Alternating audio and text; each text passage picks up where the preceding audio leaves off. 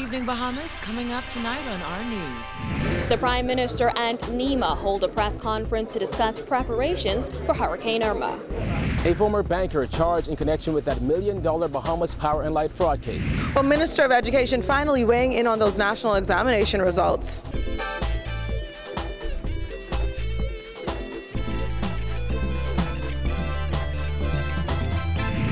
Our news is brought to you by Alive, the nation's newest and best LTE network. Good to be alive. Welcome to our news and thanks for joining us. I'm Vonique Tude. Topping news tonight, Hurricane Irma may pose a direct and serious threat to the Bahamas and could impact some islands by as early as Thursday. For the latest on Irma's movements, Deputy Director of the Met Department, Jeffrey Simmons, joins me in studio. Good evening, Jeff. What can you tell us?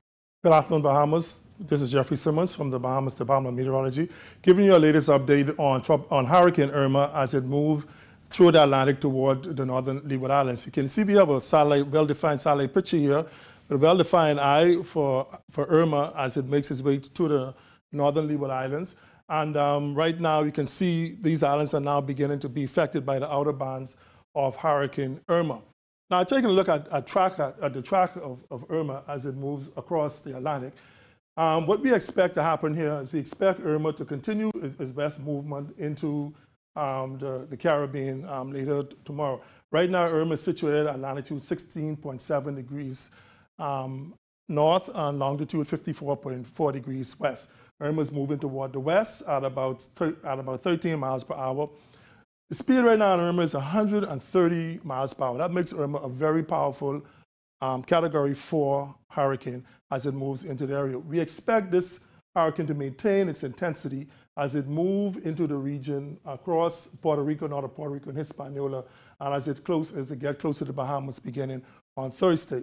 So what's going on here is that we're looking for Irma to continue to move on this northwest track and begin to affect the islands of the northwest Bahamas and the Turks and Caicos Islands, specifically Inagua, Atkins and Crooked Island, and Maguana, starting on Thursday night and into Friday morning. And here we have it as it moves closer to Cuba on Saturday afternoon. Now, Irma would move to the south on the present track. On the present track, we have it moving just to the south of some of the central islands and central Bahamas, namely Long Island, Exuma, Andros, and then also New Providence. However, the wind field in Irma is very large. Okay, it has a span of about 300 miles in diameter. And so New Providence could be affected by the tropical storm force winds beginning on Saturday. And Irma will continue to move as it moves into the northwest Bahamas. Now, what happens as Irma continues toward the north? We have some spaghetti tracks here, which shows the track of Irma going past the 5-day forecast that we usually work with. We expect a trough to come down someplace down around the United States around here. And what that's going to cause is that's going to cause the storm now to try to take a northward track.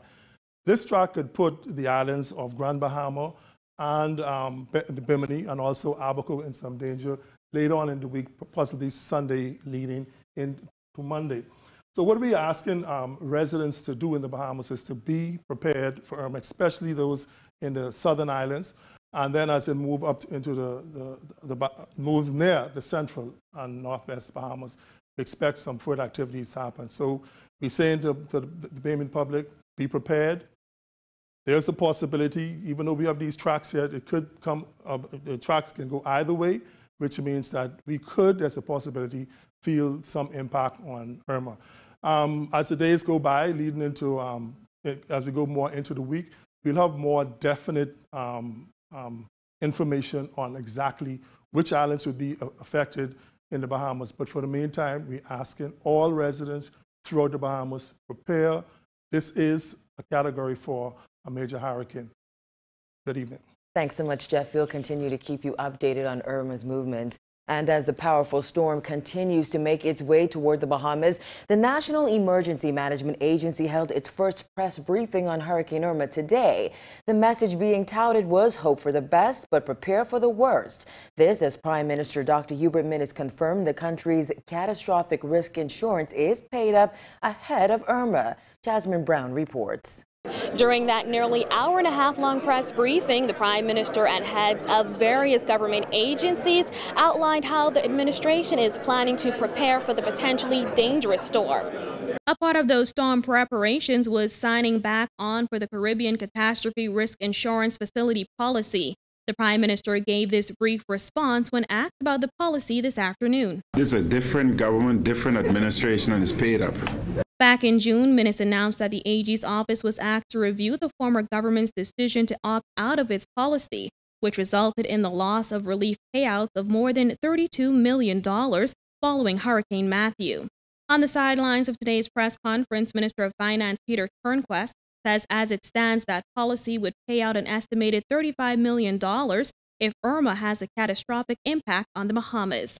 On the storm's current track, residents in the southeast Bahamas and Turks and Caicos Islands should begin to feel the effects of Irma on Thursday night. The Prime Minister says given the current projections, everyone should take the storm seriously. The government is acting with an abundance of caution. While we hope that we are not adversely affected by Hurricane Irma, the best course of action is to be well prepared in advance. Irma's passage comes as Bahamians continue to recover from Hurricane Matthew, which caused devastation last year. A number of homes are still badly damaged. NEMA Director Captain Stephen Russell admits it's a major concern considering the repair program is moving at a snail's pace. As soon as we are happy with the state of how funds would have been expended, we hope to get the go-ahead to continue with the repair and reconstruction program. We have the numbers that need some assistance. We have some estimate costs of the to carry the program, which can very well run in excess of $50 million. So there is a need for funding, and once we have a channel of source of funding, we hope to continue.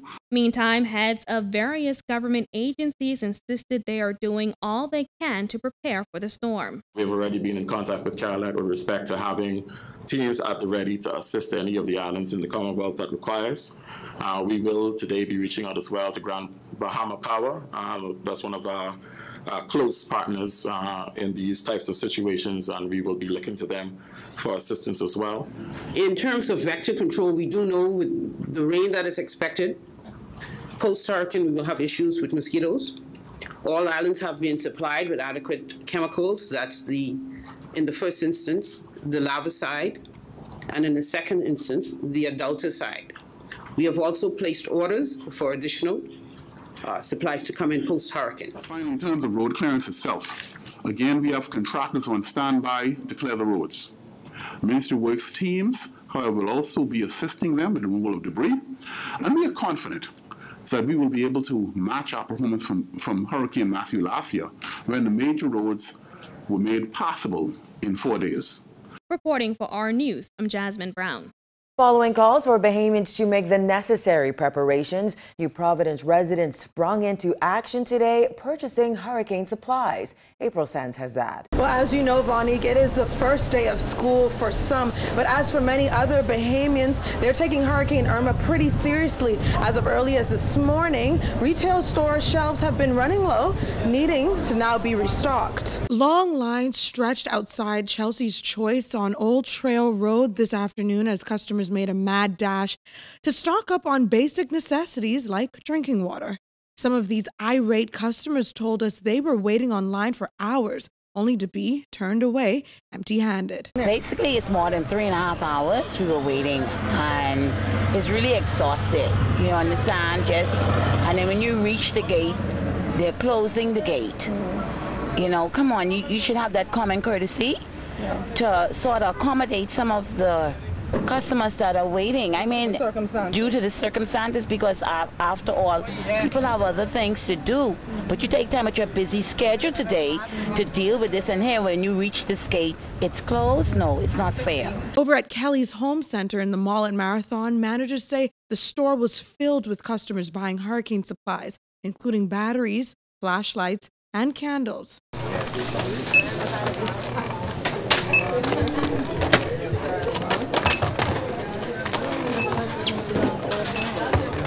I was looking for my battery for my lantern. That's the one my mother bought. So that's out of the question. So I picked up 2 flashlights, LED, hoping to have the family be safe and secure. Meanwhile, Kelly's lumber yard was forced to restock its shelves after selling out on storm essentials over the weekend. Since the update of the hurricane, we have seen an increase in customer service from this morning when we opened. And plywood, we've already restocked our first load from the warehouse. We are currently trying to keep it current. Ice and water sheet are also being on the increase. Shingles, 2x4s, 1x, for the boxing and everything. But I can say for sure, compared to last year with the hurricane, Bahama seem to be taking it seriously because, like I said, from the update this morning, there's been an increase. With the threat of Hurricane Irma looming, these New Providence residents say they'd rather be safe than sorry. I just want to secure my front door. Last time it leaked. I have hurricane-proof windows, so I'm pretty much straight, but doing extra precautions. Reporting for our news, I'm April Sands. It's been said that Grand Bahama has never fully bounced back from Hurricanes Francis and Jean of 2004. And last year, the island was ravaged by yet another hurricane, Matthew. But with Irma setting her eye on the already hurting island, just how prepared is the nation's second city? Well, Kyle Joaquin recently visited the island and has this report. Putting it mildly, it's been a nightmare. 74-year-old Wilbert McDonald has been a taxi driver in Grand Bahama for over 30 years and has seen the rise and fall of Grand Bahama's economy. Once an island booming with economic activity, people flock to the second city for jobs and opportunities. But talk to any Grand Bahamian and they tell you it all changed after the 2004 Atlantic hurricane season, when successive storms Francis and Jean left destruction and the depression the island never really recovered from. Obviously you have a family to take care of. Yeah, and that's a struggle. Major struggle, Sometimes we eat, sometimes we can't eat. Simple as that. Thankfully, his children are grown, but his story is similar to those of many Grand Bahamians who find it hard to make ends meet. With hotel closures and reduced airlift, it's rough. You could find a better adjective. Rough is putting it mildly, Rough is putting it mildly. But in the midst of another hurricane season, some like Dolores Frith in West End are still on the rebound from Hurricane Matthew that hit less than a year ago. Houses are not prepared. They've not been repaired since the hurricane, so we're not really prepared for a hurricane at all. We're just trusting God that it doesn't happen. Dolores, a seamstress, just got through the back-to-school rush, but she's hoping all her hard-earned money doesn't have to go towards hurricane repairs once again.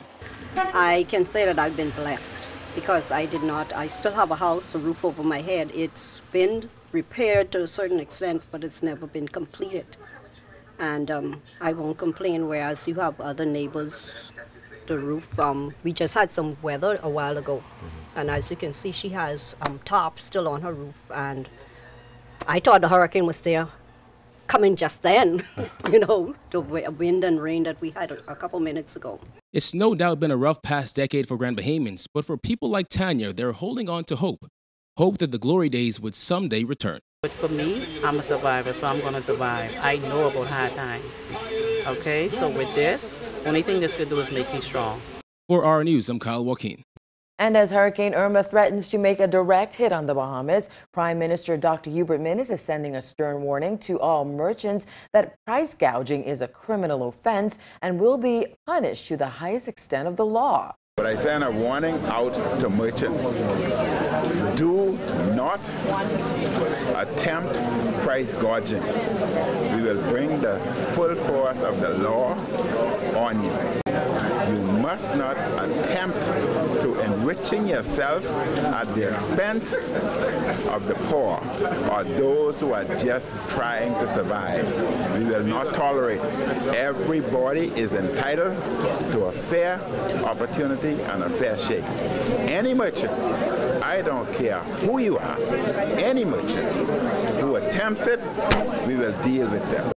Menace says he is proud of the steps Bahamians are taking ahead of the storm and advised citizens to stay tuned for frequent updates. I am happy to see that Bahamians are now taking hurricanes and storms a lot more serious, and therefore were better prepared as opposed to yesteryear. And I advise them to listen and follow the direction of the technical individuals and the government. We would advise them what is best for both them and the nation, because after all, we would not like to see any of our citizens hurt. Meanwhile, Education Minister Jeff Lloyd urged parents to stay tuned for updates on possible school closures. He said they would have a good idea by Wednesday. We are more than likely going to have to close schools, certainly in those areas, by Wednesday. Right? Now, of course, the Ministry of Education is ready. People know exactly what they need to do. All they need to hear from the authorities is that period of warning, the 36 hours before we begin to feel the effects of tropical storm or hurricanes, as whatever the case may be. So we are paying close attention to what's happening with Irma. And in other news, a former employee of CIBC First Caribbean Bank has been charged in connection with a $1 million Bahamas Power and Light fraud matter. Kyle Joaquin was in court and tells us more. Former First Caribbean International Bank employee Reno Bethel has been charged with defrauding Bahamas Power and Light of just over $1 million over a 4-month period. The 34-year-old resident of Tropical Gardens was arraigned today on 23 counts of fraud by false pretenses, 23 counts of receiving, and 1 count of conspiracy to commit fraud by false pretenses. It is alleged that Bethel obtained $1,034,478 from Bahamas Power and Light's Scotiabank account while at CIBC on John F. Kennedy Drive between January 27th and May 5th of this year. He was hit with 23 counts of receiving in the same amount. During the arraignment, Bethel would only shake his head and laugh in disbelief as the magistrate took just over 20 minutes to read all 47 charges. This comes as police continue their investigation into the fraud of nearly $2 million at the state-owned power company. 3 BPL employees have already been fired and several managers suspended as the investigation continues. A forensic report done by accounting firm Ernst & Young examined matters connected to the money that went missing at the corporation. The audit also pointed to numerous breaches, deficiencies, and critical performance issues. But Bethel maintains his innocence, pleading not guilty to all 47 charges. Magistrate Andrew Forbes remanded Bethel to prison as bail could not be granted in the magistrate's court. However, his attorney Wayne Monroe said that attorneys from his law office were already at the Supreme Court seeking bail. The matter was adjourned to November 8th. Reporting for our News, I'm Kyle Joaquin. The Prime Minister reacts to dismal national exam results. That's coming up when our news returns.